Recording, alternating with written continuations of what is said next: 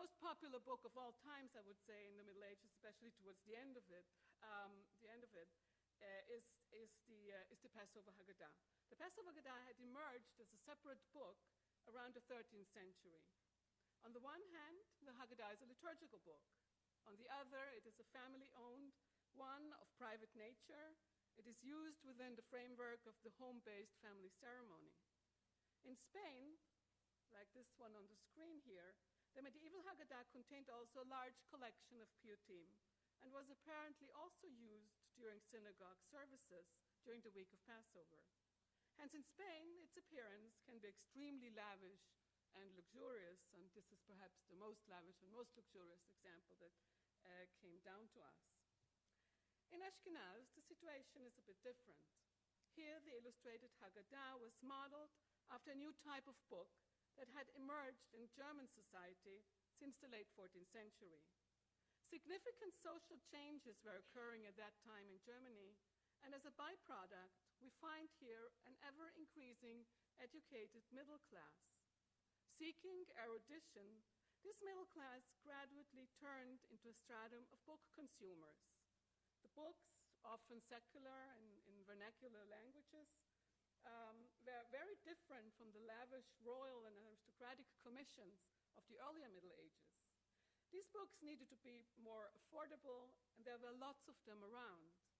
Consequently, the production methods had changed, and so did the materials. Such books were often illustrated, and these illustrations were done as quick tinted drawings, as unframed marginal pictures to accompany the text. The same medium was used in Ashkenaz for the illustrated Haggadah, which seems to me to have been a proper Jewish equivalent to this type of emerging middle-class literature. Many families would have wanted to own an illustrated Haggadah, and they would have been interested in more affordable versions of it.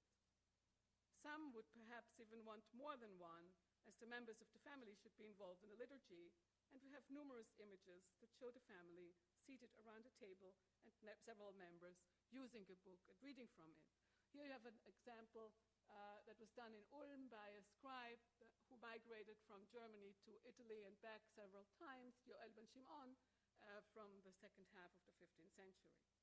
But the Jewish book thus accompanies Jewish history through the centuries that are usually referred to as the Middle Ages.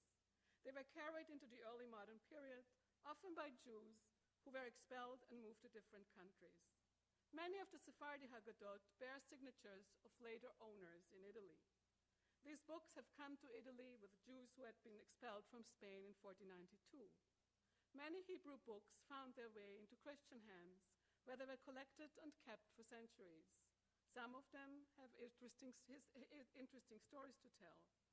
In the late 19th century, the famous Sarajevo Haggadah was brought to school by a young boy who asked to sell it, as the family was in need for money after his father had died. The Haggadah was purchased by the community and later kept in the National Museum in Sarajevo. During the Bosnian War, it was hidden by a Muslim librarian. The likewise famous Wormsmachzor, this is the Sarajevo Haggadah, and this is the Wormsmachzor. The likewise famous Wormsmachzor disappeared from the destroyed synagogue of Worms during Kristallnacht on November 8, 1938. Years later, it turned out that it had been saved and hidden by a citizen of Worms during the years of World War II.